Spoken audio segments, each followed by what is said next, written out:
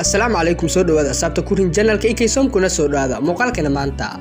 maanta waxa uu ku saabsan yahay xaqiiqooyin ilmi nafsi ah balse inta ayna bilaabin muuqaalkana fadlan haddaad nagu subscribe subscribe dhagan balaalkana furo marka ay laba qof oo isjecel hindaha iska eegaan qalbigooda isku si ayay u garacmaan inta badan qof ka sheekayso waa inta badan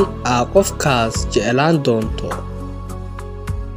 haddii qof xaalad khatar ah kula kulanto waxay u badan tahay inaad qofkaasi jecel u qaadi doonto dadka aan qaban telefoonkooda marka ay dad kale ku dhex jiraan boqolkiiba 90 waa dad naxariis badan